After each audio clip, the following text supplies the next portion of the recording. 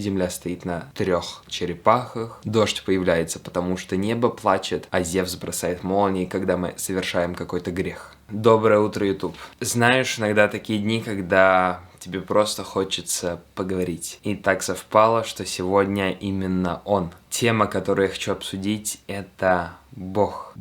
Бог, религия, сверхъестественные силы. Что это такое, почему они появились, почему до сих пор продолжают жить в обществе, и на что в конечном итоге все это влияет. Исходя из всех тех источников, которые я уже перечитал, с которыми я ознакомился, Бог, религия были созданы с 2 конкретными целями. Первое, чтобы сплочать и управлять народом. Вторая, для того, чтобы компенсировать реальные знания об окружающей действительности, об окружающей среде какими-то вымыслами, чтобы упростить жизнь.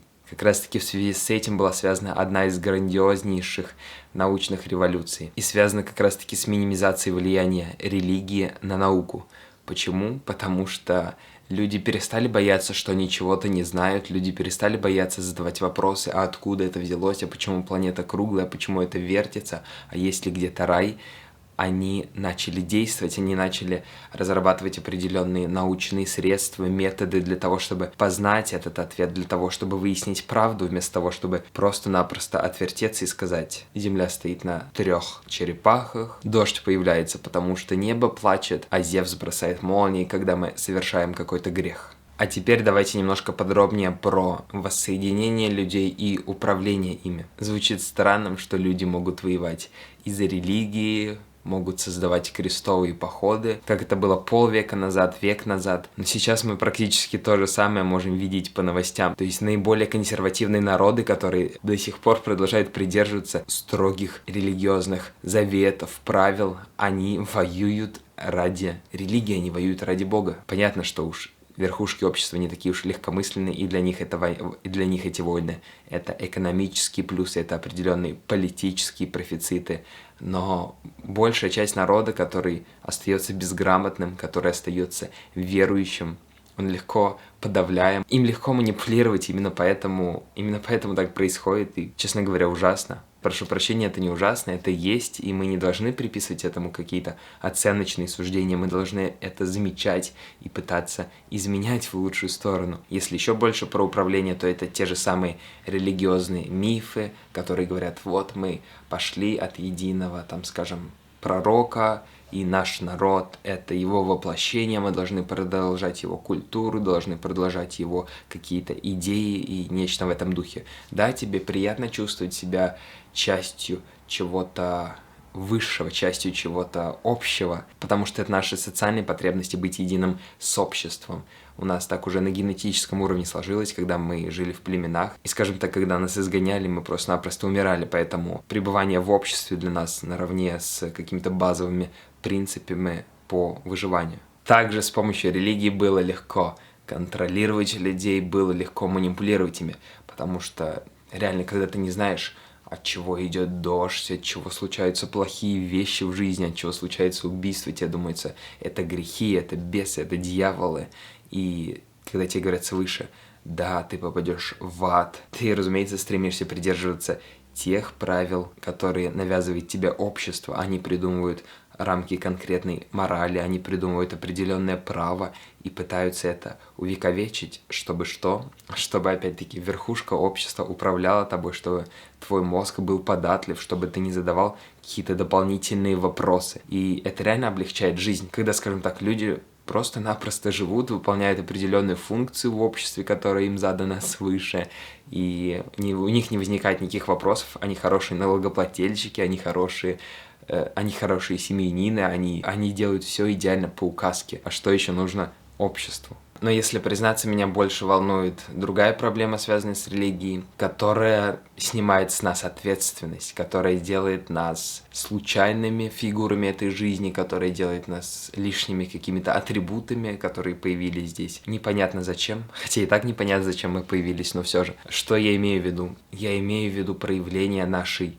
воли, возможно, которой опять-таки тоже нет, проявление нашей активности в этой жизни. Вместо того, чтобы говорить: все зависит от меня, все зависит от моих каждодневных действий, все зависит от моей рутины, все зависит от того, куда я хочу привести эту жизнь. Многие нам пытаются сказать: все предрешено, нет смысла вертеться, высшие силы будут делать так, как этого захотят, на все воля Божья, и что бы они ни делали, плохие вещи, хорошие вещи, они могут это оправдать религией, Богом. Если им удалось добиться какой-то цели в жизни, им удалось решить какую-то маленькую задачку, они счастливы невероятно, благодарят небеса за все эти случайности, за все эти преодоленные трудности. И тем самым они обесценивают свои усилия, свой труд, который приложили к этому делу, потому что они без какой-либо дополнительной на самом деле помощи смогли все это обустроить. Есть и противоположная ситуация, когда вместо того, чтобы действовать, вместо того, чтобы принимать решения, мы надеемся на что-то потустороннее. Мы думаем: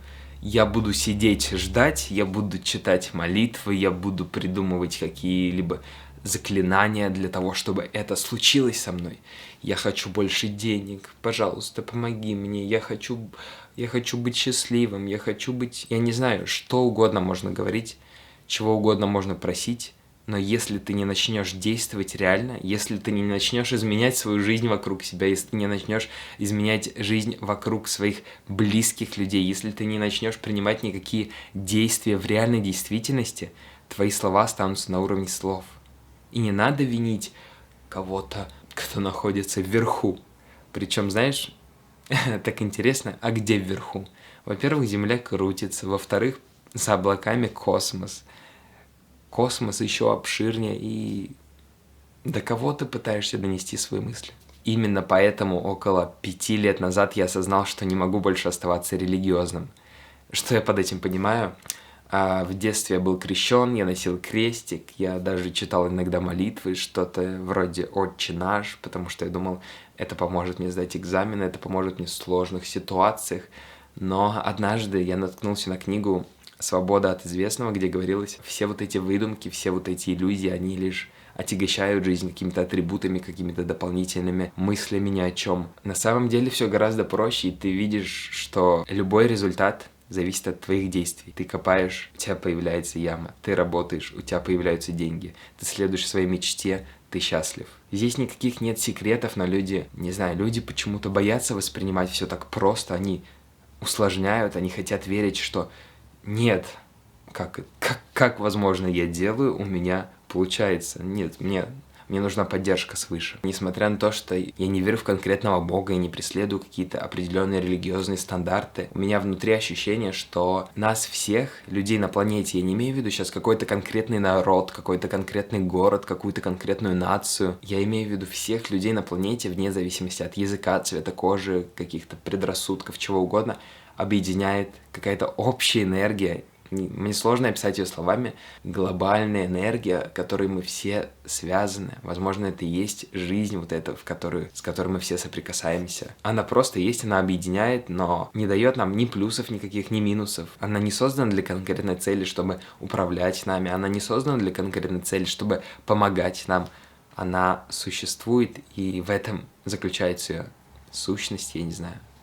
На мой взгляд, такой глобальный подход, такой космополитизм, он может изменить будущее в лучшую сторону, когда мы перестаем заботиться о корыстных интересах нации, о корыстных интересах народа, когда мы чувствуем это единство, когда мы, вне зависимости от реально цвета кожи, от языка, можем воспринимать человека, а не как католика, как христианина. Любая религия, она больше разделяет. Да, несмотря на то, что она собирает вместе какую-то единую группку людей, у нас есть буддисты, у нас есть исламисты, у нас есть христиане, и между собой они сплочены. Но происходит разделение как раз-таки вот по другим, по более крупным группам, что на самом деле важнее, потому что в огромных масштабах это не синергия, это противоборство. Мы думаем, наша религия важнее, тот народ ниже.